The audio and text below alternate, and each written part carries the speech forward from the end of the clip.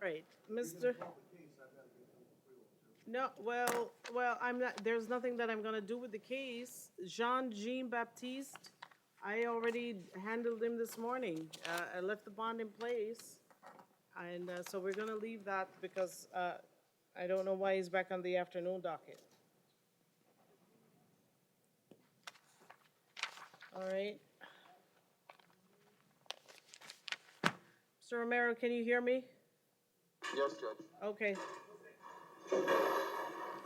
All right, so let's go to Lena Sullivan, please. Lena Sullivan, she is at North Broward, Judge. They're on their way. I have two that are on the way. Miss Sullivan and Miss Morris. I have Dubray. Patrinda Diversi. Yes.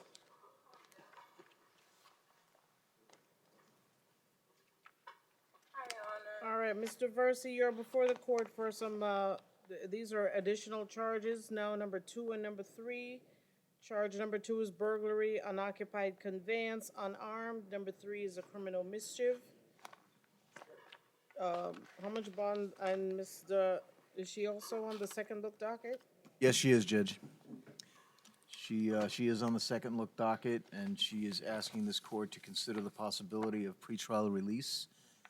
She has a $5,000 bond on count one. She has been a resident of Florida all of her life. She's been living with her father for the last 4 years. She does have a disability that has prevented her from establishing any kind of savings. She's provided me with the number of her sister, who I will call, but she does not believe that her sister is going to be able to post a monetary bond, and it does not appear that her father is going to be able to post a monetary bond either.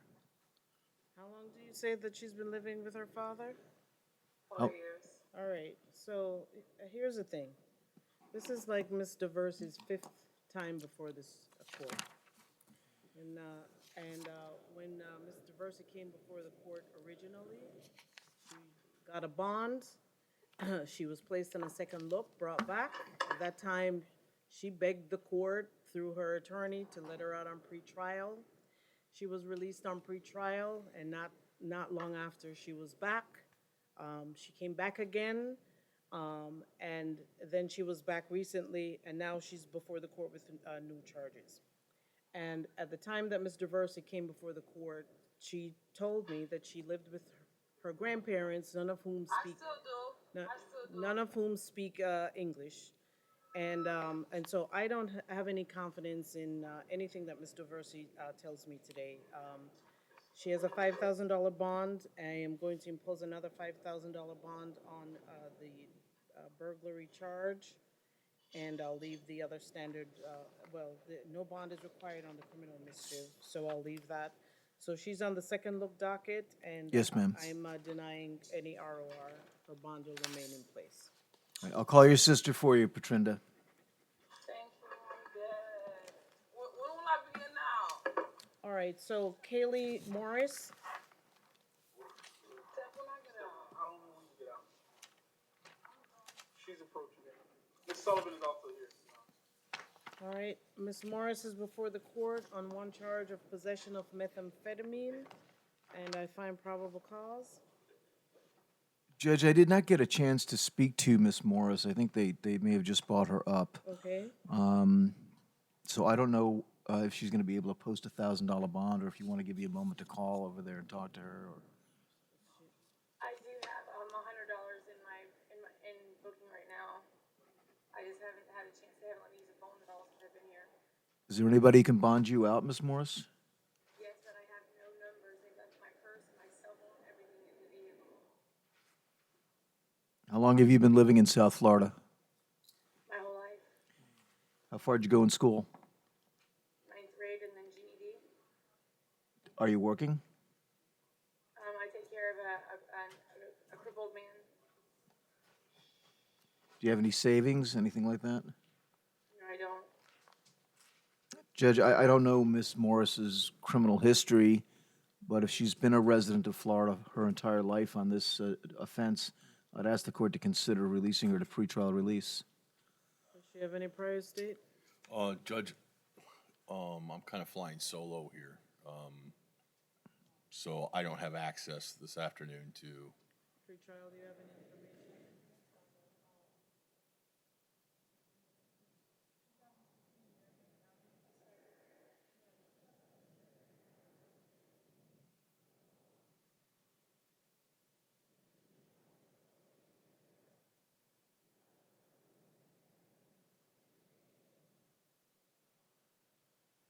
I've heard worse, Judge.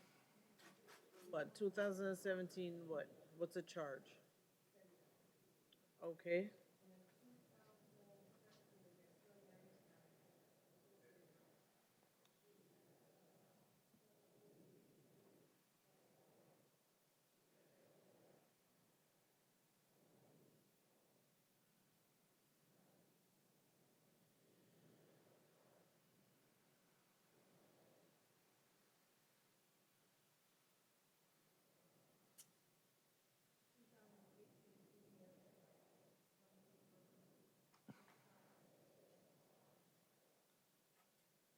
Judge, since apparently she has contact out of county and failure to appear, but has the $100 in her property, I would ask the court just to maintain the $1,000 bond.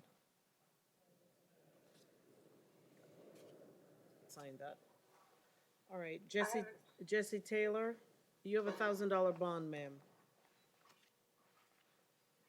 Okay, I have something that'll pay it, but I don't have no way to call anybody. I don't have any numbers at all.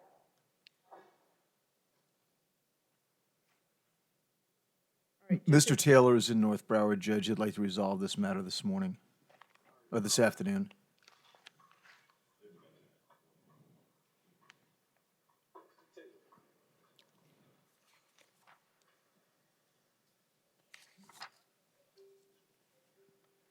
Yeah. I mean, yeah. Taylor is a treacherous strike battery, charge number one. Number two is a trespassing charge. The allegations are throwing food in a plastic container at the victim. Is the state Bye. able to make him an offer? Well, I'll be honest with you, not knowing, it doesn't seem to be that egregious of a battery, so, but there is a victim involved. But it doesn't appear to be that there would be any substantial injury or anything, so whatever the court, from my perspective, whatever the court wants to do. It doesn't appear that there would be any restitution or injury related to the throwing of the food, so. Mr. Taylor have? I know you're probably gonna make a face at me, Judge, but I'll give you the same scenario. I don't have access to the, Sorry? As over 100 arrests? All right, then I'm not comfortable taking a plea at first appearance on this, okay? All right, Basil Brown, I'll leave the standard bond in place of $1,000. Miss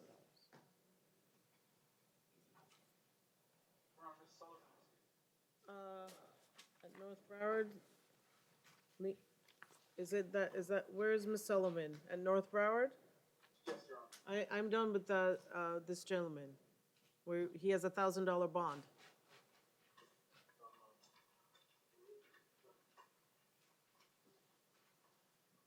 And Lena Sullivan is before the court on 8 misdemeanor cases.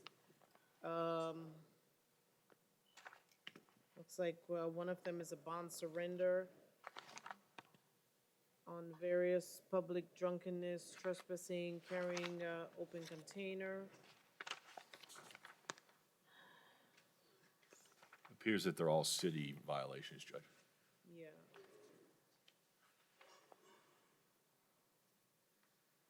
I have spent 4 days flying in prior.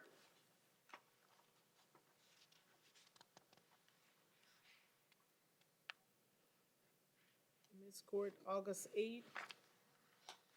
This KPS was issued August 8th. Yeah, I spent 4 days in Ma'am, jail. 4 days. ma'am, I heard you, okay? All Sorry. right.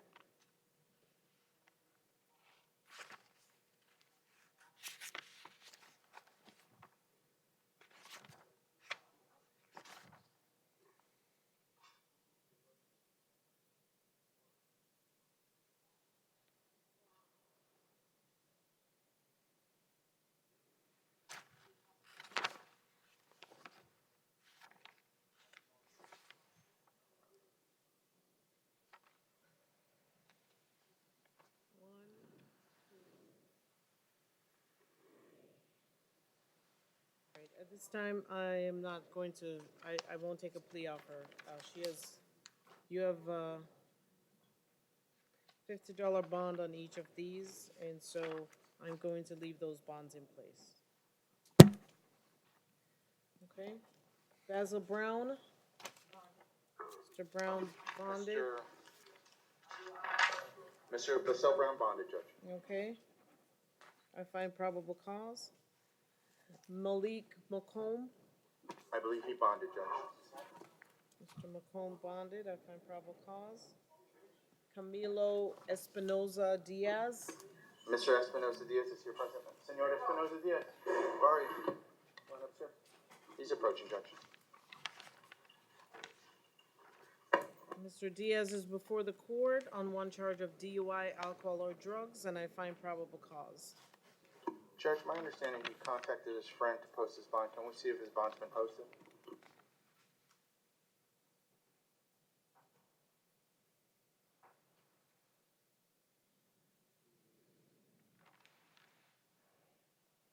Showing that it's been posted as of yet. It's been posted.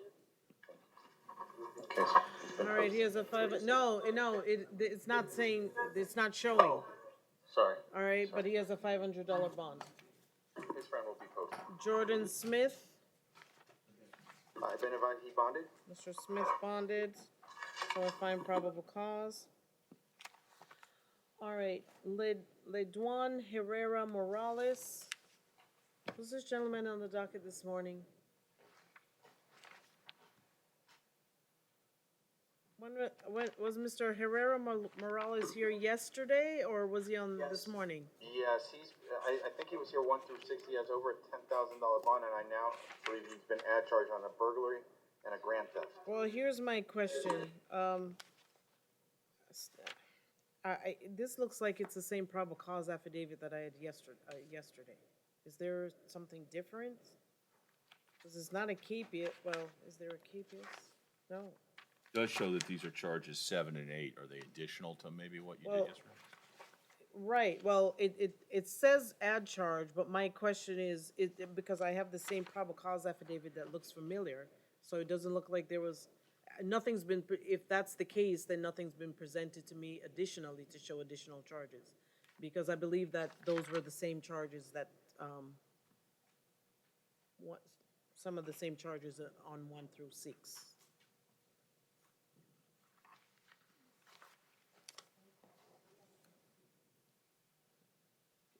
So if it's different, yeah, that's my question. Is it different? What's the date on that one? September 12th? All right, okay. Right. And so is that one that says, let me see it.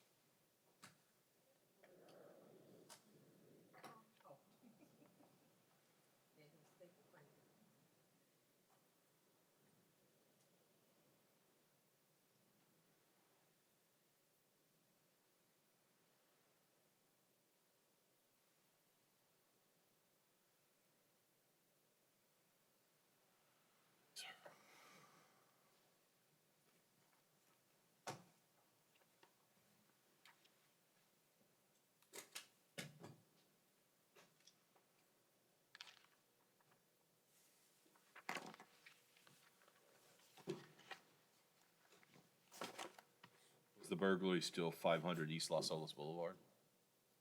On the one Yep. from yesterday? It's the exact same probable cause affidavit. And he had a grand theft auto, burglary, unoccupied conveyance unarmed, another grand theft auto, another grand theft auto, so This one's got a grand theft on it for stealing of a Surface Pro that was $1,500. The one that's on today's docket. Was that on yesterday's? Grand theft for the service pro, no. Okay, I see that on today's PC. So then it'll only be the charge number 8 then, that's different.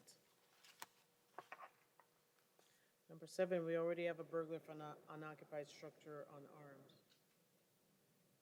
Structure. Does he have bonds from yesterday? All right, so this is an unoccupied conveyance, but it's still, I don't see any, If I could make a suggestion, if you have concerns about count 7, it's 0 bond, but if you want to leave the grand theft at 1,000, I'm okay with that. On this charges 7 and 8 on today's paperwork.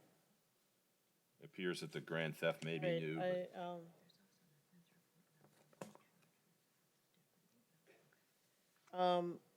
all right, I see what's going on here. The probable cause affidavit reads that, defendant and co-defendant unlawfully entered the property by following a resident vehicle through the restricted access garage. Once on the property, they stole the Porsche.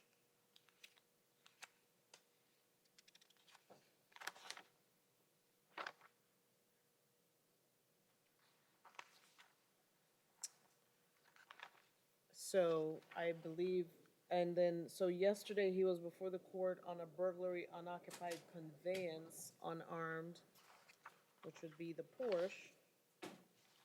And then today it's a burglary unoccupied structure unarmed, but what's not clear, I guess it's for the garage. I would assume it would be the garage and the PC. Because they actually, that's very astute. They said that restricted access garage, so I'm assuming that's what they're. Saying I'm astute? I'm just saying you picked up on it. Since you're, All right, I find probable cause for charges, and I'm gonna leave the bond on number 8 at $1,000.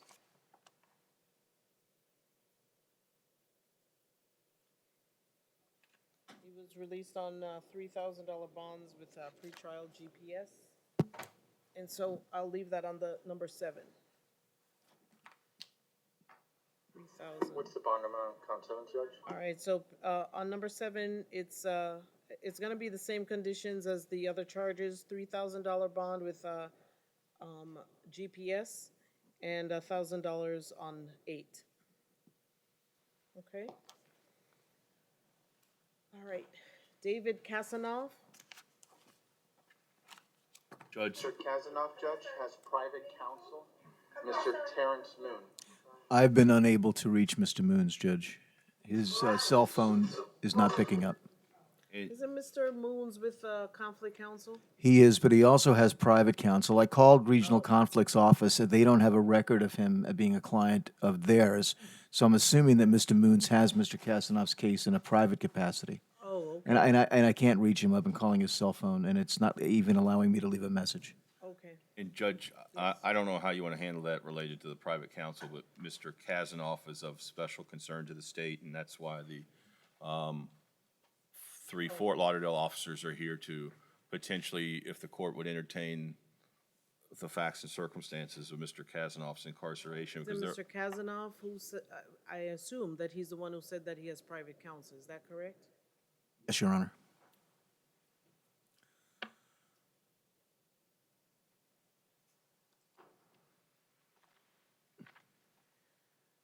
What number do you have for Mr. Moons? I have his cell number, 954-315-4560. And again, I can't even leave a message on there. It's not allowing me to pick up at all. But you can call Regional Conflict Counsel. They might be of further assistance. I did speak with them. 954-713-1220. Let me ask before I go down this road. Mr. Kazanoff, when did you hire Mr. Moon? He has been my attorney. We did speak yesterday. He was present for everything that happened with me yesterday evening, and was of the understanding that he would be representing me immediately, Your Honor.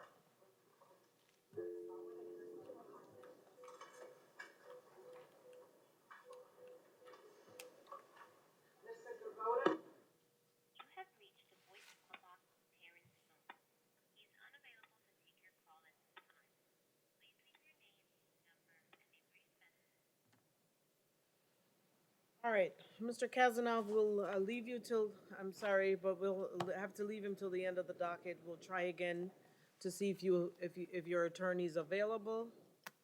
Otherwise, we may have to reset this till tomorrow morning. So let's see what happens we get to the end of the docket. I understand, Your Honor. All right, Tavares Caldwell, Mr. Caldwell, come on up, please. He's approaching, Judge.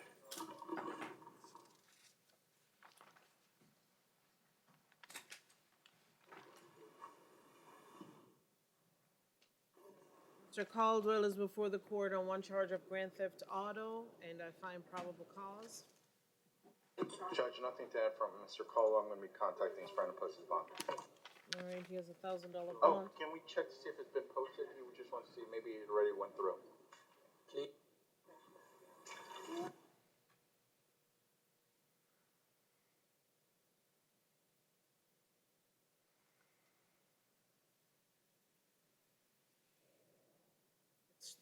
It has been posted.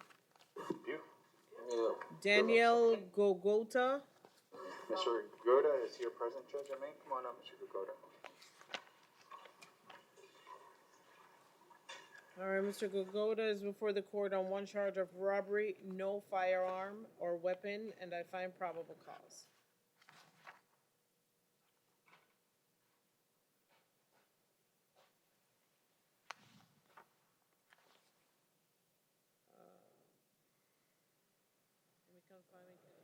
Does Mr. Gogota have any priors? No priors? All right, Mr. Romero? Judge, in speaking Mr. Gogoda, right now, unfortunately, he's not working. He's been staying at a local hotel in Hollywood for the past 3 days. He's been living here for 3 years. He's 29 years old. He's not in a position to post any sort of bond. The only person he said he can reach out to is a friend of his who he intends on contacting. And my understanding is that gentleman is employed. He's a cook. But from what Mr. Gogoda advised me, he's not really going to be able to afford to post very much. So he wants the court to take that into consideration, determining reasonable release conditions for him.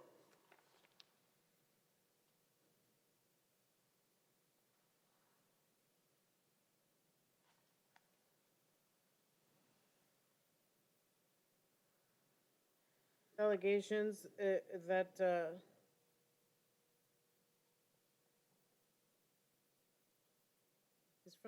the alleged victim's front door of his apartment was kicked in by 2 individuals and demanded his cell phone.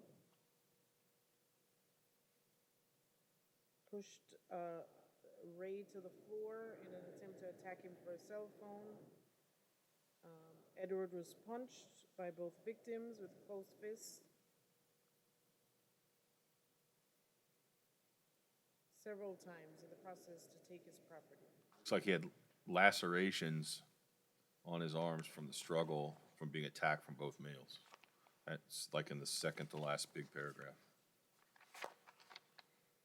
Fire rescue actually responded.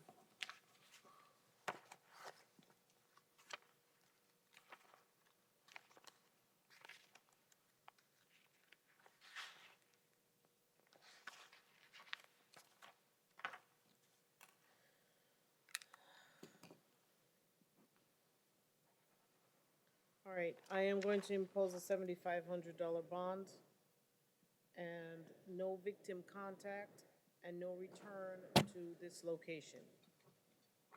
Yes, Judge.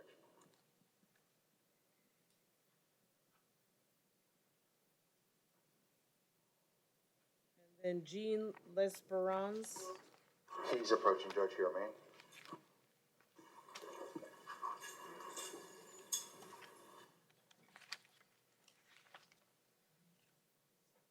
Mr. Lesperance is the co-arrestee.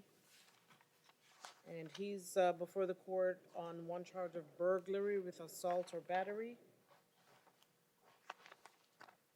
Is this the nature of the charge presented from Mr. Lesperance is more serious than his co-arrestee? This is a first-degree felony.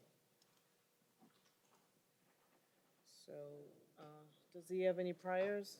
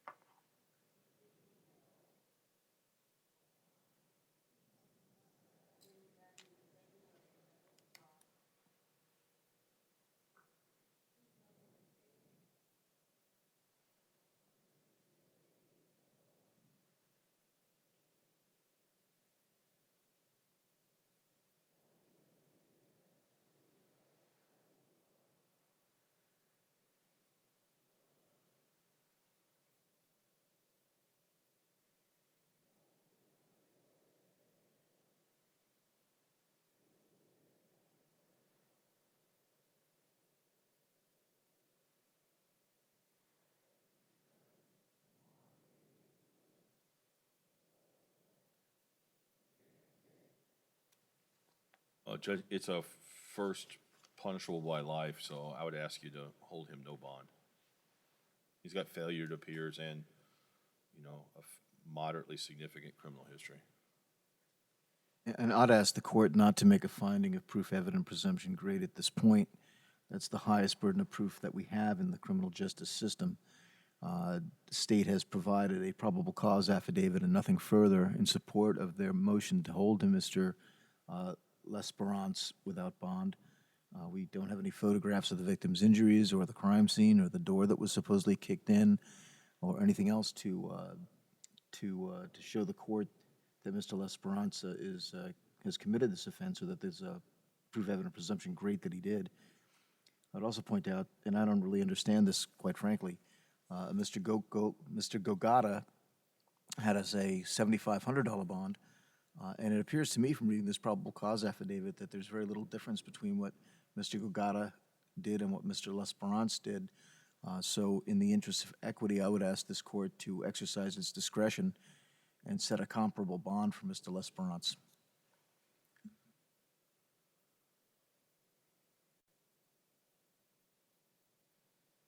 Judge, if you're going to find that proof evidence and proof is not evident and presumption is not great, I'd ask you to set a $100,000 bond.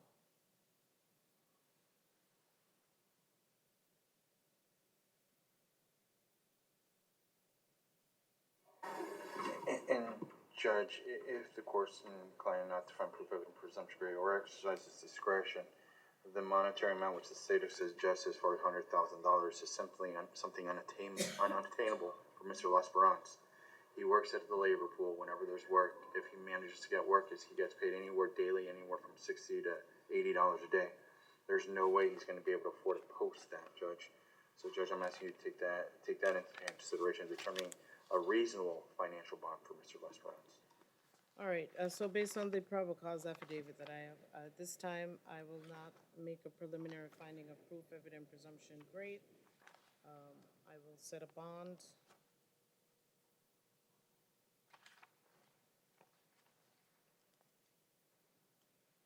Based on the priors and the allegations of $20,000. No victim contact and no return to that location. Our Spanish interpreter is present. Okay. I believe there's a gentleman in Conte who requires the services of the Spanish interpreter. Okay, who's that? I'm not sure who it is, Judge, but they're at Conte. At Conte, who needs a Spanish interpreter?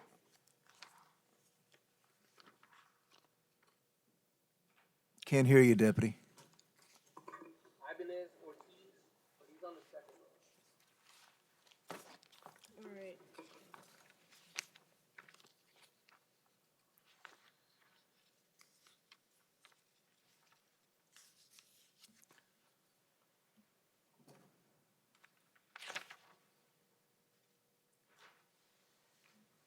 All right, is this Mr. Ibanez Ortiz? Señor Ibáñez Ortiz? Sí, señora. Yes, ma'am. All right, Mr. Ortiz was arrested on September 10th. Señor Ortiz, usted fue arrestado septiembre 10.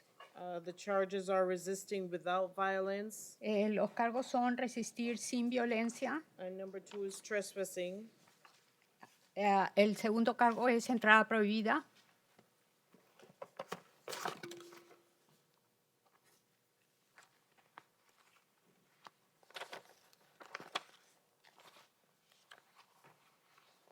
How much bond does Mr. Ortiz have? I don't. I'm sorry? $100? And what kind of priors does he have? Están viendo si tiene usted antecedentes.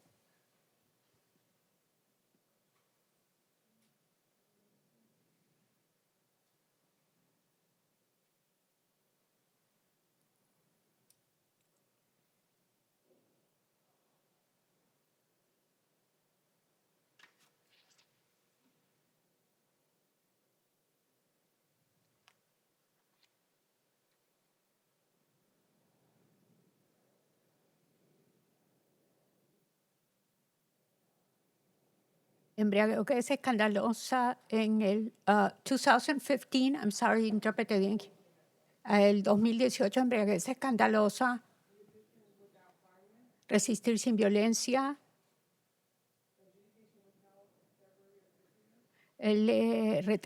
Vieron el fallo condenatorio en febrero de este año por ese cargo. En el 2017,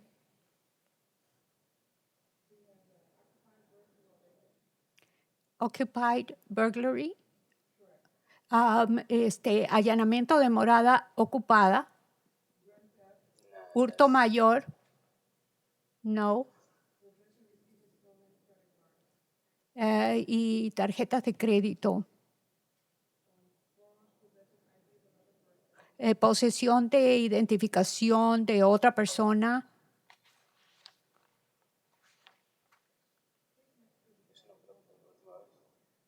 All right, so, Mr. Ortiz is back for a second look at his bond status. Señor Ortiz, usted está acá para que la jueza vea por segunda vez el estatus de su fianza. And based on the priors that I've heard, En base a los antecedentes que acabo de escuchar, I would assume that that was the reason why the bond was left at $100. yo supongo que esa es la razón por la cual esa fianza que le dieron sigue igual $100. So at this time, I'm going to deny ROR. En este momento voy a negarle a usted la libertad bajo palabra. The court consider resolving the case today? Su abogado pregunta si la corte podría considerar resolverle su caso hoy. I'd have to see the PC again, if anyone has it. Van a ver la affidavit de causa probable. Well, the officers were called to a verbal disturbance. Los oficiales lo llamaron donde usted estaba por un altercado Mr. verbal. Urbanus Ortiz was instructed to leave. Y a usted, señor Ortiz, se le dio instrucciones de que se fuera He refused to leave. y usted se rehusó a irse. He was obstructing the officers' investigation. Do you have it, Judge?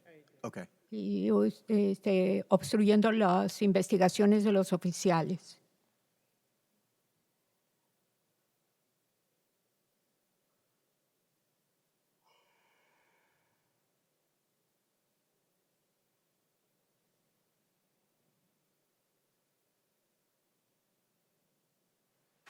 So again, Entonces, nuevamente, you know, this morning I said, como yo ya dije, the officers come and they say you've got to leave. los oficiales vinieron y le dijeron a usted que se tenía que ir. The gentleman this morning told the officer that he would have to arrest him. That he had no That resident. he would have to arrest him. That's Y usted les contestó a los oficiales de que no se iba y que lo tenían a usted que arrestar primero. And- no, That's not true. That's not your case. I'm talking about what happened this morning. No, eso no es el caso, sino lo que pasó esta mañana. But in your case, Pero en su caso, you were given a notice. You were being given a notice to appear, a usted le dieron una notificación de comparecencia, but you refused to sign it. pero usted se rehusó a firmarla. And then these allegations, and don't say anything about your case No diga nada de su caso, pero estos alegatos, unless you're going to resolve it for sure. a menos que esté dispuesto a resolverlo con toda seguridad. But then these allegations are after you refuse to sign the notice to appear, Estos alegatos dicen que después de que se rehusó usted a firmar la notificación de comparecencia, that you were pulling, está usted jalando bracing, altercando, luchando and tensing your body y poniendo su cuerpo tenso to avoid arrest. para evitar que lo arrestaran. And it took a brief struggle Tuvo que una reyerta, tuvieron que someterlo a usted to be able to get you into custody. para poderlo poner bajo custodia. All right. And so again, I'm going to leave the bond in place. Entonces, nuevamente le digo, voy a dejar esa fianza tal cual como está. All right. Is there anyone else who needs a Spanish interpreter? Tengo una pregunta. I have a question. Yes. A ver, Si no puedo pagar la fianza, ¿cuánto tiempo voy Okay, in this case, if I'm not able to pay the bond, how long am I going to stay in jail for this case? Oh, he needs to speak with his attorney. in Tiene regard to usted que hablar con su abogado. that. All right. Is there anyone else who needs a Spanish interpreter? ¿Alguien más que necesite el intérprete? Yes, Judge, there's two more gentlemen that require a Spanish interpreter. He would be, first one would be Manuel Zarpeda Garcia on page 8. Senor Zarpeda Garcia. Okay. And the next one would be right following him, Mr. Haran Diaz on page 8. All right, Manuel Zarpete Garcia. Señor Manuel Cepeda García. Mr. Garcia, you have two out-of-county holds. Usted tiene dos retenciones de fuera de este condado. These are out of Palm Beach County. Son retenciones que vienen de West Palm Beach. Number 3 is an immigration hold. El tercero sería una retención de inmigración. It is a no bond hold, Esa retención no lleva fianza and you will have to go before the immigration judge on this charge. y en ese cargo va a tener que comparecer delante del juez de inmigración. Yes, Judge. Okay. And then Rodolfo Idon Diaz, Diaz. he's approaching, Judge. All right, Señor Díaz. state, this was a 24-hour perfection. I'm sorry, thank This you. was a 24-hour perfection. Perfecto. Ok, esto fue una retención de 24 horas para que mejore. Mr. Giron Diaz was on the docket yesterday. Señor Díaz, usted estaba en el calendario de la jueza el día de ayer Yesterday was a 24-hour. y empezó ayer las 24 horas. However, he was in court Usted estuvo, sin embargo, en la corte and was not able to be in first appearance. y no pudimos hacer la primera comparecencia. So today, Entonces, el día de hoy I don't have any additional information on these charges. no tengo más información adicional sobre estos cargos. So I'll have to ROR him on these 4 through 9. Este cargo, el número 49, le voy a dar la libertad bajo palabra. I don't remember if he's no bond hold on the other charges. But he's No got sé si en bonds los on the otros other cargos usted está retenido sin fianza. Okay, Thank you, Judge. all right. And also the affidavit that I received too. Además, tengo un affidavit, una declaración jurada que acabo de recibir. Was not signed or notarized. That is not- Was not signed nor notarized. que no fue ni firmada ni notarizada esa declaración jurada. Okay. All right. Anyone else needs a Spanish interpreter? ¿Alguien más que necesite el intérprete? Not here at me, Judge. Okay. Thank you. Have a good weekend. Cornelius Bachelor. Mr. Bachelor is here present, Judge, and May, come on up, sir. Mr. Bachelor? Cornelius! Cornelius! Cornelius! He's approaching, Judge. All right.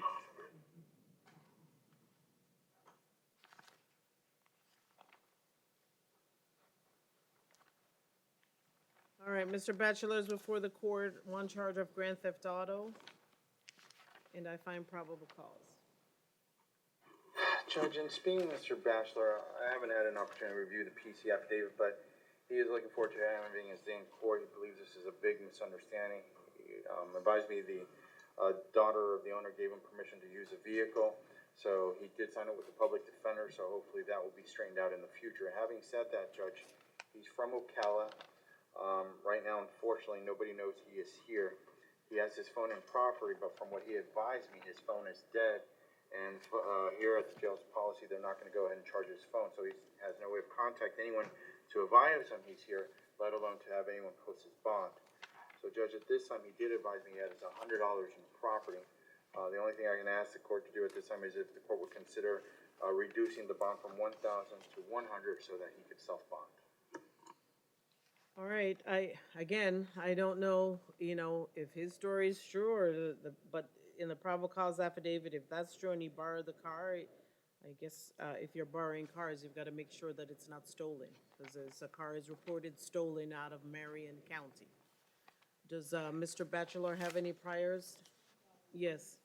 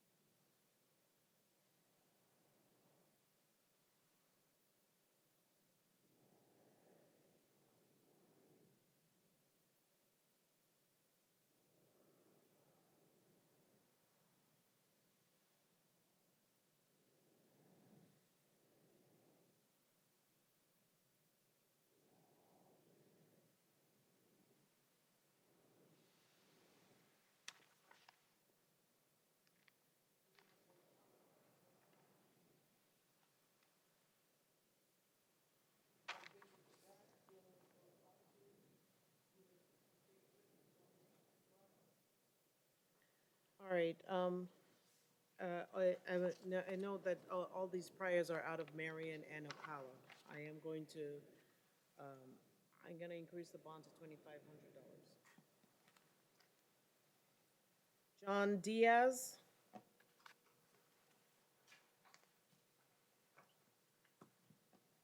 Mr. Diaz, I've been informed he should be en route to North Broward. He may have already arrived, Judge. all right. North Broward, do you have Mr. Diaz?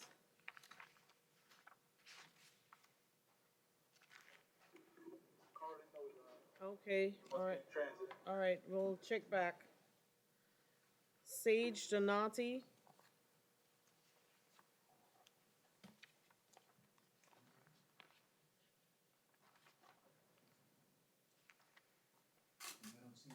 He's approaching, Judge.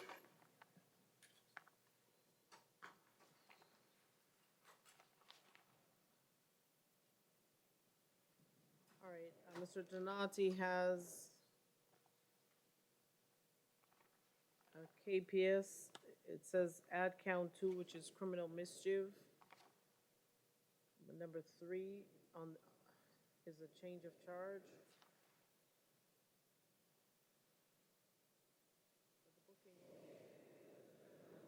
This is for this case number that has 2 charges.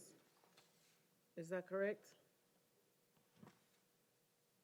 Is that?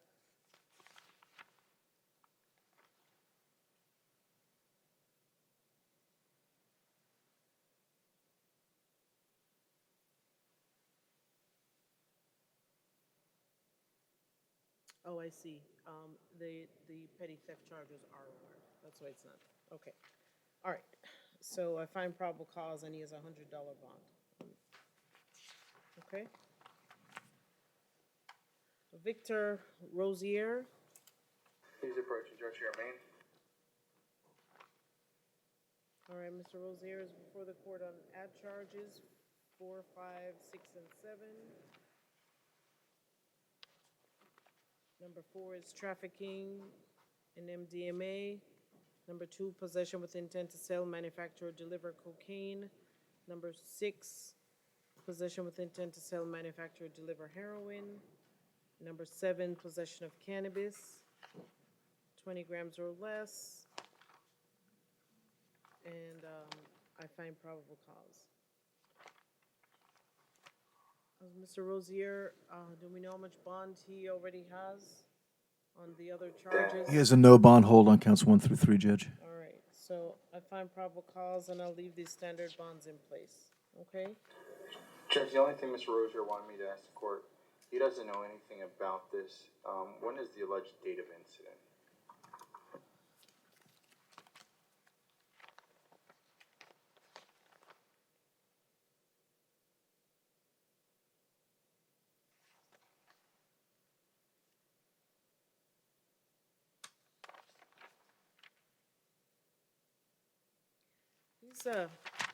These questions are always, I am always puzzled sometimes by these questions. If it's a last year or 6 months ago, but this happened on September 10th as a result of a search warrant. And it says that on approaching the residence to serve the warrant, an individual later identified as Victor Rozier was seen running from the property and attempted to conceal himself by hiding under a vehicle in the parking lot area. And then he was detained without incident. September 10th, 2 days ago, 3 days ago. 3 days ago. Amir Rashid Ali.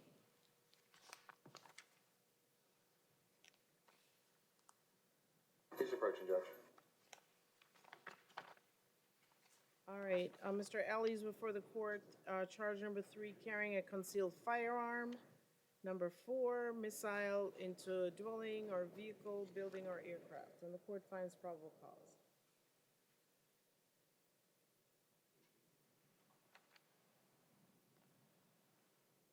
Mr. Ali has 2 other charges. Yeah, we'll ask. What is the bond status on those? He has no bond holds? All right, so I find probable cause. He has a $1,000 bond on number 3, and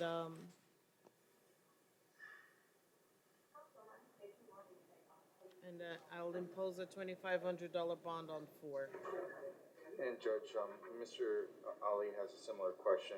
He has a no bond hold, so nothing to say about the bond, but he just wanted to know when's the alleged date of incident. All right, well, this one makes more sense, right? This says April 22nd of 2019. Sheridan Street, and there's allegations of shots being fired. All right, that went through the building, and the building was occupied by other employees, so, okay. All right, Dazzy Black. Oh, he's North Broward, Judge? He's a medical reset. Well, Mr. Black, this is an immigration hold and it's a no bond hold, so I'm gonna find probable cause in absentia, all right?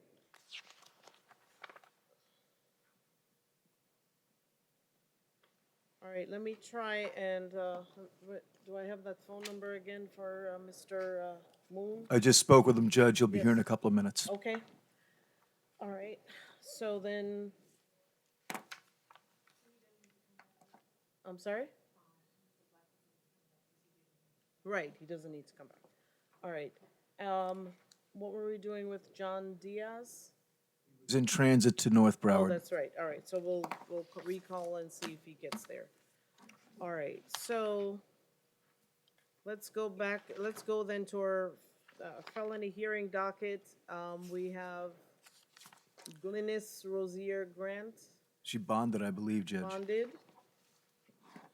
And then Anthony Phillip. He is here, Judge. Mr. Felipe, come on up, please. He's approaching, Judge.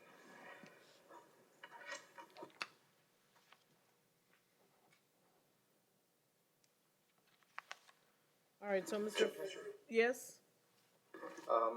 Mr. Felipe is here on a $750 bond for a felony driving while license suspended.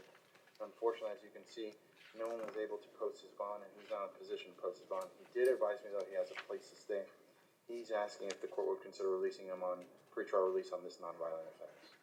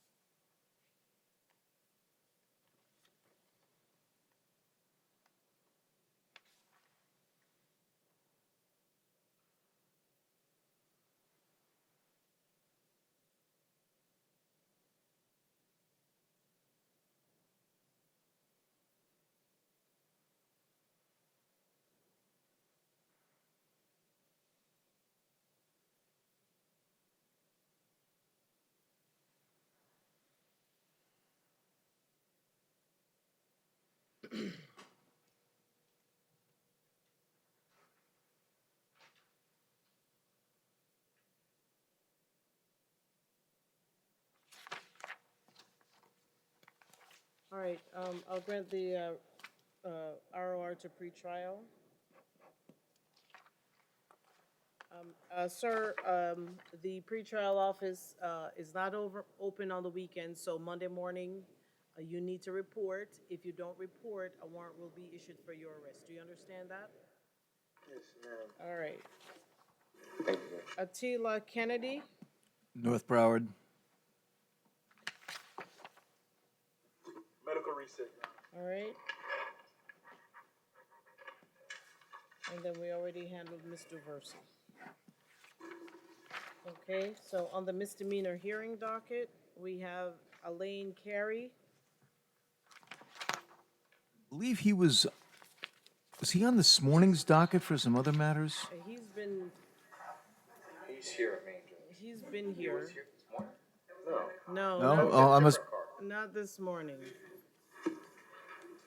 I might be thinking of someone else.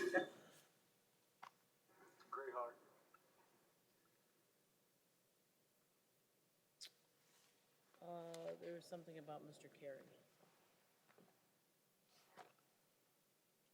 We had a Christopher Carey on this morning's docket. No, but I think Elaine Carey, wasn't this Mr. Carey that I released on pretrial and then he was back in less than 24 hours?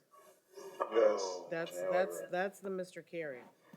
So I'm denying the ROR on this case, okay? Would you consider resolving it? Can I see the PC on this?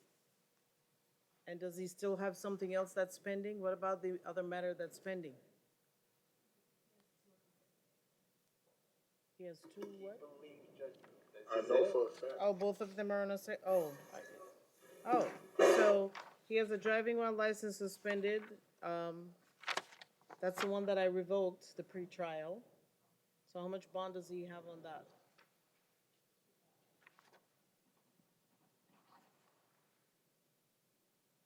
And then how much does he have on the petty theft charge? So he has two cases that are opened. 2 cases. Yes, both of them are on my second look docket. No, I'm not resolving any cases today, all right? I'm denying the ROR. Christopher Grayhart, North Broward. I'm sorry if I had earlier, man. Yes, Mr. Grayhart is very remorseful, Judge. We had quite a talk before court started. what happened with my screen? All right, He had been offered a plea by the state this morning. The court was, quite frankly, not happy with his behavior. well, it's not a matter of not being happy. I am not confident that Mr. Grayhart, that he's understanding everything that's going on. He's I understand. I understand. Stop, what's going on. don't say anything. His effects didn't make any sense. He kept on laughing, while we were going through the stuff, and, Ma'am, can I speak, ma'am? and, I don't know that I've changed my mind since a few hours ago. So, I'm gonna deny any ROR at this time. Okay? Now, can I say something? ma'am? Sir, I've made a ruling, okay?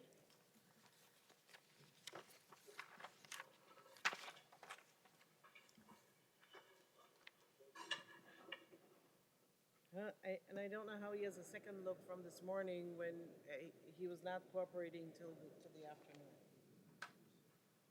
So, that even adds more concern to what's going on. All right. So,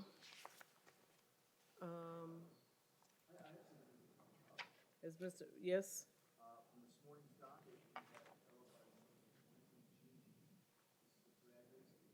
Yes.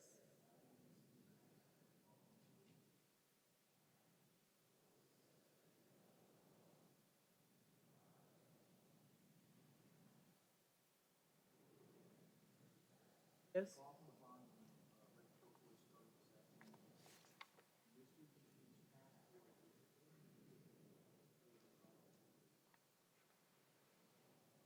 How do we know, who said that? How do we know, oh, the bondsman?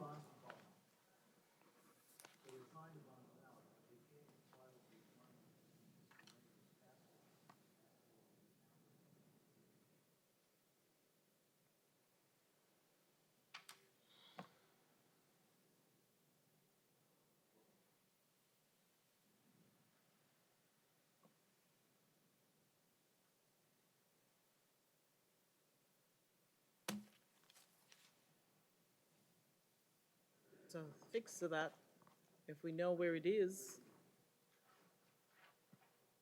Do they need an order to go to the impounds for somebody to go get the passport?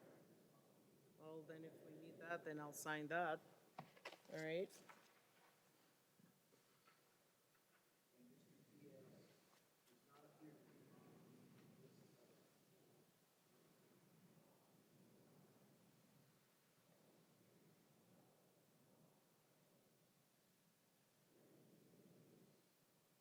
All right, did Mr. Romero leave the building?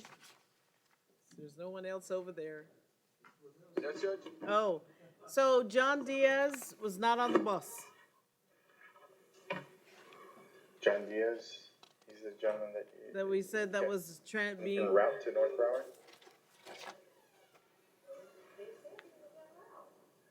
John Diaz, he's on page, let me just tell you.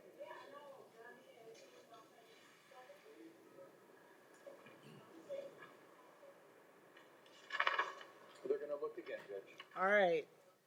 So you let me know. Mr. Moles, are you ready? Page 6. Page 6. Are you ready? Yes, ma'am. Is the arrest number? Oh, sir, your attorney. All right, David Kazanov.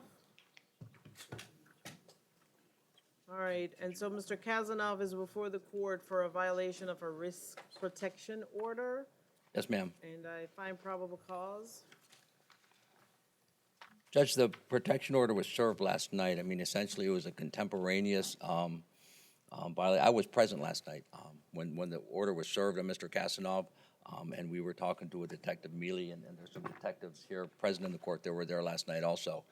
So it was just a continuation of, he provided, I think, a SIG P39 or 239. There was a 30-30 rifle that they secured and some ammunitions. Apparently, they found a firearm during a search of the house that Mr. Kasanov did not disclose to them, but I think it was a continuation of just disclosing, the whereabouts of all this kind of stuff. Mr. Kasanov has never been arrested, has no prior offenses, been a 20-year veteran of the United States Army. His retirement day was actually about 3 days ago, and he re-enlisted for 6 months more, 6 more months. So I'm not sure what the standard bond is in this case. I'm reading the probable cause, but the risk protection is having a firearm. The risk protection hearing, I think, is scheduled for September 26th in Division 31. And so we're seeking a bond or some pretrial release if you want to put him on some kind of monitor. Law enforcement was at the house last night. They searched, there's no other weapons in his house. All right, did any of the detectives want to state? Yes, please, Your Honor, and then I have some argument once you take some testimony, but, I wasn't gonna take any testimony, I don't know. You have them here, so that's why I said that. okay. If you want to hear from them, or I can proffer their testimony, whatever, it's up to the court. It's up to the state. Okay, well, then I'll call the sergeant, and then so I guess he just needs to be sworn. All right, Oh, either one. Okay. You just gotta step up to the podium, to the mic. yeah, but you can't raise your right hand. Oh, No? yeah. Well, I can do like this, Your Honor. All right, do you swear or affirm to tell the truth? I do, Your Honor. All right, state. Yes, sir, can you, Detective, please state your name for the record, I'm sorry. Jack D. Cristofalo, Dicristofalo. Okay. and Officer DiCristofalo, can you tell the court, first, where you work, what you do, and then, your knowledge of Mr. Kazanoff being a danger related to the threats and the firearms? Your Honor, I've been a Fort Lauderdale police officer for over 26 years now. I've been an investigator for 20. I'm currently assigned to our threat response unit. I've been in that position for the last 5 years. This case came about last month in August. It came from a tip from U.S. Southern Command down in Doral that went to the FBI. The FBI gave it to BSO because the tip involved threats against the lives of 2 police officers, one a BSO deputy and one of our detectives. That's how we became involved in it at the city of Fort Lauderdale. We worked this case jointly with the sheriff's office. Initially on August 8th or 9th, I believe it's August 9th, BSO interviewed Mr. Kazanoff. Some new information came to light this week. We took some more statements and we were able to gather some evidence, Facebook posts, that sort of thing, where Mr. Kazanoff has articulated to a former Army colleague that he has a kill list of over 20 people. His friend has said that he has become involved in white supremacy. The friend is a black man, and he had the conversation that when the race war comes, they'll be on opposite sides, but they'll meet in the middle and shake hands. But then the fight will be on. Our detective is a black man, and he was his supervisor in the Army, and there was some allegations of misconduct by Mr. Kazanoff in the Army, and we believe that is why he has animosity against our detective. The original reporting, the witness in this case, told us that Mr. Kazanoff saw our detective out doing his job in the city of Fort Lauderdale on Los Olas Boulevard and was planning to attack him then, but there was too many other police officers around. But he told him that if he would have had his rifle with him at the time, he would have taken him out at that point. We have great concern about Mr. Kazanoff's stability, and we feel that if he's not monitored closely or kept in custody, he has a very strong potential to do harm to many people, not just our officer, not just the other BSO detective, but society in whole. Detective, can you tell the court a little bit about the execution of the risk protection order and then the lack of candor related to turning over all the firearms that were on premise? Yeah, so that was also done jointly between BSO and ourselves. Initially, BSO contacted Mr. Kazanoff. Mr. Kazanoff refused to come out, made contact with his lawyer. Through negotiation with his lawyer, Mr. Kazanoff came out. He was told to come out, bring all his guns, come outside. He brought a bag of guns, I believe it was one gun, brought the bag downstairs, turned it over, and then there was a storage unit that he rents in Fort Lauderdale.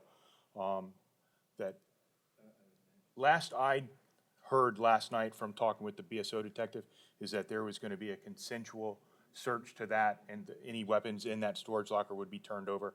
I don't know how that dissolved, but we're in the process of securing proper documentation to get that done. After that part of the risk protection order, myself and the BSO detective were co-affiants on a search warrant for any documents, any more weapons, evidence of ownership of weapons, electronic devices, and then we had secured a search warrant last night for that, from the duty. I forget who the duty judge was. I apologize, but we served that search warrant after the risk protection order was done. That's when Mr. Kazanoff failed to bring or turn over the firearm that was incumbent of him with the risk protection order. And that's when it was found hidden in his house, and that's when he was taken into custody. And his counsel was present. There, is that, No further questions on behalf of the state. all right? Sorry?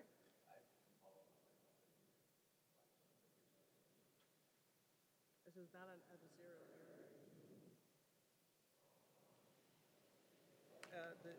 No.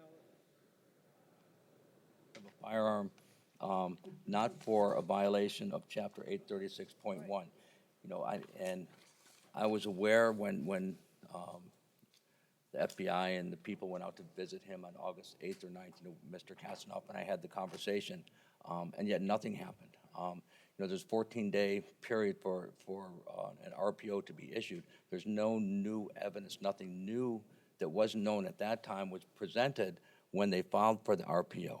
I mean, I can understand the law enforcement's concerns, but there was nothing new that was disclosed in order to get the RPO. And that hearing will come up on September 26th, I think, again, in Division 31.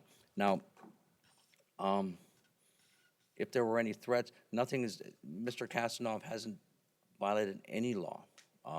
There's been, other than, some hearsay testimony, we're not here for any threats against a law enforcement officer. He had possession of a firearm. It's a standard bond. We'd asked for a standard bond, some kind of condition of release. Law enforcement, I was present. They had about probably a dozen SWAT people go into the apartment and do there. I mean, I was present for the search. They were there for over 2 hours. I think they went through every nook and cranny of that apartment. There's nothing left in there. As far as a storage unit, that's not a problem. We can go there, them and myself. Mr. Casanov will allow them to go through whatever they want in that storage unit to make sure that there's no weapons that he has access to. Say he didn't know what happened with that. Right, well, I was also, besides being present for the search warrant, I went to BSO when Mr. Casanov was placed under oath, and he spoke for like 3 hours. I was there till about 3:30 this morning, 3:45. And I don't think at that point, Detective McHenry or the other guy from Fort Lauderdale did anything. We had no conversation about going to the storage unit or making plans to do that. But Mr. Casanov has nothing to hide from that, Judge. After the risk protection order was served, what I hear is that there was other information. Right, and what I can tell the court about it is this, is that when they went there, they had information that there was a firearm, I guess the SIG P-39, and a long rifle. Well, they were both provided to law enforcement. But continuing that, there's a piece of paper that Mr. Casanov continued, I kept asking him, is there anything else? He said, well, I think there's some rounds here. So it was a continuing effort to speak with Detective Mueller. We kept providing him information. You know what, I think there's a box of ammunition at this place. I think there's something over here. So it was a continual disclosure to the point where they weren't there. They took us in, they brought a warrant, and then after that point, there was no more. That's the line of, we can't say they didn't want to hear anything at that point. So I don't think it's a matter of that he didn't disclose it. He just didn't have the opportunity to disclose that. And I will tell you, when I got a call, I just left trial with Judge Bober that afternoon. I just sat down at the desk, and I get a call from Mr. Casanov. When I got out there, he was engaged. I mean, there was law enforcement with guns pointed, walking around the apartment complex in full combat gear, and that's a little intimidating. So to say he was in his right mind and not intimidated and being able to really process everything that was going on, I'm not going to say that he wasn't forthright or upfront, Judge. I'd just say he had a lot going on in his mind. Set a bond, because I found probable cause of it, set a bond on this charge. Yes, ma'am. So, is there anything you want to say in regards to that? Anything you Judge, want- I think he's a 20-year veteran. He's got no priors. He's deployed several times. He's currently works at SOCOM, Southern Command. He is looking for work at the time, and so when they took his computer, they promised to get him back over the weekend because all of his documents, all of his life is everything, all of the applications and the resume for him to work in IT, he was reclassified and used the military benefits to get a degree in IT. So he got that. He's looking for employment. He's trying to get everything together, live a good and clean life. And so at this point, he's Not been unemployed. employed? He's not employed at this moment, Judge. And he just, and I think the detectives would agree, I mean, some of the writings, he was homeless. He was living in a shelter about a month ago. So it was in February that he finally got enough resources and stuff together that he could move into an apartment and have a place to start living like a human being again and really start working on everything. And unfortunately, this happens last night. So at this point in time, he does have, the residence is where he lives and will That's where he continue to lives live? at this moment. And any family members? No, I'm David, family members local. Yes, you can push the button.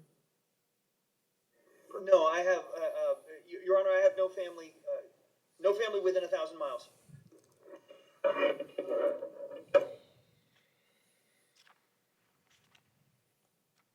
And just for the record, Judge, I fed his cat this morning. Detective Mueller gave me the key to his apartment, so I did, David. I fed Juliet this morning. Thank you very much, Terry. I appreciate that. Of course, Judge, from the state's perspective, they dealt with him related to some firearms he withheld a firearm from the initial disclosure, which was discovered secondarily after the search warrant. He's clearly made some troubling posts that are articulated in the probable cause affidavit about revenge, violence, murdering a few people that have treated him poorly, and supposedly being killed by the police after, he would go on that style of rampage. And as you see, it also lists that once you're on your list, you never get off of it. You never come off of it until the end. Forever, no discussions, no exceptions, no forgiveness. Trouble me unjustly, in that I know I will never stop actively planning your death until I am or you are. So clearly, from the state's perspective, Mr. Kavanaugh is a danger to the community. And when he's named, 2 military personnel that turn out to be 2 local police officers, one with the city of Fort Lauderdale and one with BSO, along with whatever kill list that Mr. Kavanaugh does have, is of extreme concern to the state of Florida. Well, Judge, it's not a kill list. He was involved in some lawsuits where they went after his pay and his grade and demoted him, and he won that lawsuit and he was reinstated. So the anger was about the people and the unjust treatment he was receiving in the military. And if the government or the state attorney if they had this information for over a month, then why are we sitting on an RPO and why haven't they filed formal charges? I mean, if they had this investigation for over a month and they're so adamantly concerned about him and they're asking for an increased bond or something, I mean, this is something they could have done a month or 2 ago, but they haven't done it. And we're not here on the threats. We're here. That was the basis of an RPO, and that's merely temporary. That's a civil matter, and it's merely temporary until they have a final adjudication on September 26th. Well, it's still a fact for bond. The allegations are alarming and concerning. And this court has said before, with the time and season that we live in, it's almost like you don't take the chance of saying things or writing things because of the time and season that we live in, and we have to. I have to take what's before me seriously, and I understand that there may be other issues going on, and that he does have a civil hearing that's coming up. So I have to take that into consideration. Also, this is a third-degree felony that's presented before me today, so I have to take that also into consideration, that it's a third-degree felony charge. And so what I am going to do at this time is I am going to impose a $50,000 bond that is going to include a level 1 pretrial supervision.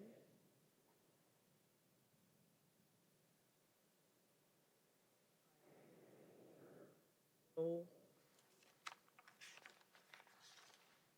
weapons or firearms.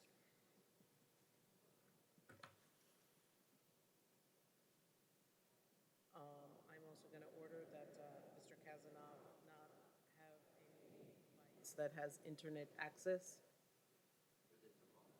Okay.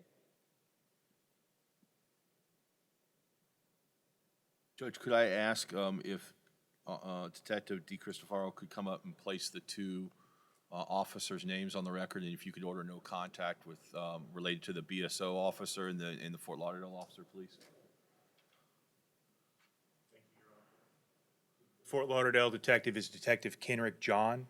Henrik John? Yes, ma'am. And the BSO detective is Detective Juan Mantilla. Juan Mentia. Thank you, Your Honor. So, Mr. Kazanov, you are to have no contact with is a detective, Kenrick John, and nor Officer Juan Mentia. Do you understand that, sir? I understand, Your Honor. David, are you in the main jail? Yes. Yes, I am. Terry. Okay, I'll be over in about 10 minutes. All right, thank you. Thank you, Judge. All right. Thank you, folks.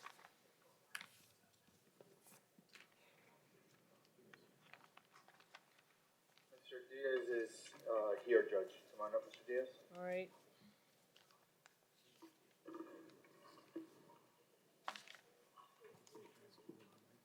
I see. Okay.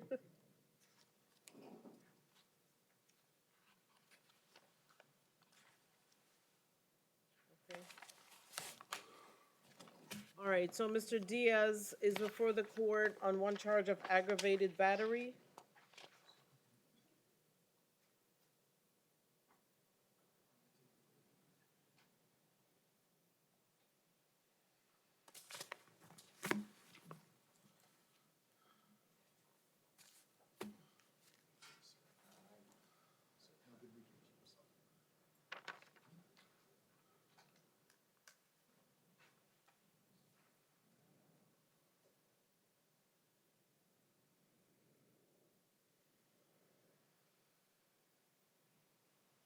Right, and find probable cause.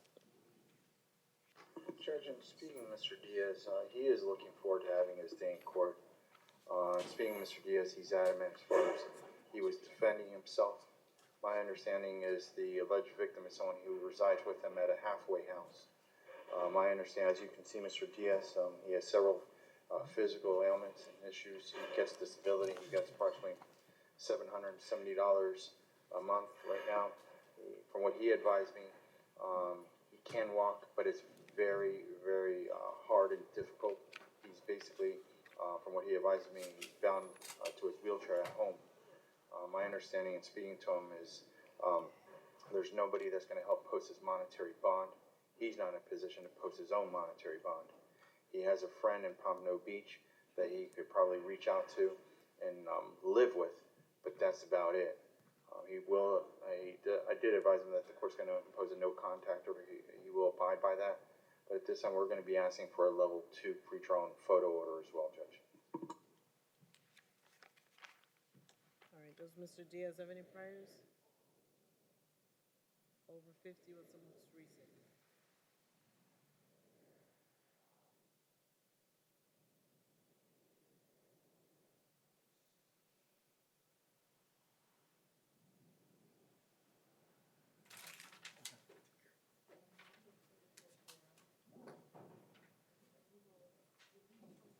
All right, sorry, can't hear you. 2018, failure to appear.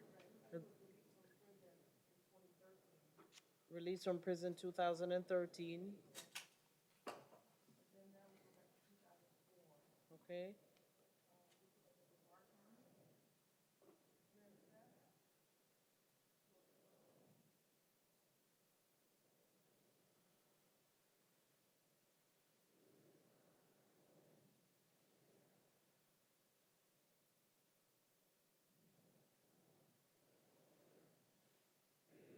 Mr. Romero, are you saying that Mr. Diaz is confined to his wheelchair?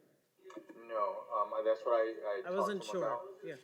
No, he says he can walk, but it's very, very difficult. That's why when he's at where he resides, he has his wheelchair there. My understanding is, Judge, and I haven't really reviewed the PC in great detail. So. Yes, he has very intense, injuries to his legs. It says unseen, deputies observed the suspect, John Peter Diaz, walking outside with a knife in his hand. The suspect was ordered to the ground at gunpoint, which at that time he was detained. After he'd stabbed the man. And the allegations are that he stabbed the person in the hand. Correct. My understanding, Judge, is he was in his wheelchair. He got over an argument about some food. I believe during the argument it escalated, and I believe the alleged victim started strangling him. He grabbed a butter knife as a result, then tried to defend himself. That's when the whole law enforcement came. That's when he surrendered himself. I'm probably sure that's not in the PC, but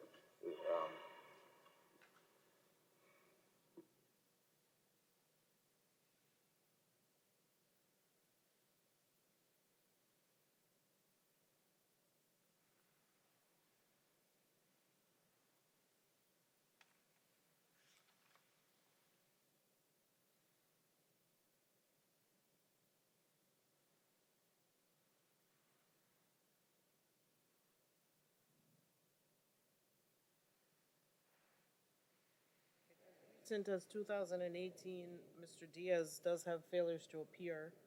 And these are serious allegations. I am going to impose a $5,000 bond. It's a second-degree felony that he's charged with. No victim contact. That means no phone calls, no text messages, no social media, no third-party contact. Do you understand that, sir? You understand, no contact at all? Yes. Okay, all right. All right, young men, are you here for our case?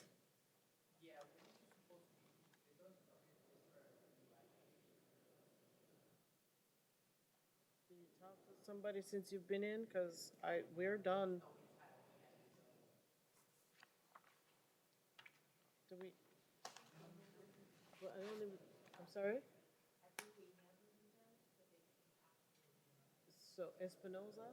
So what did we do with that?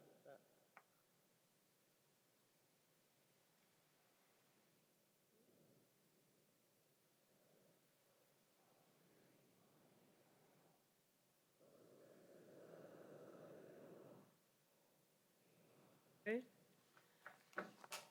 All right. Thank you, everyone. Thank you, Judge. Enjoy the rest of your evening.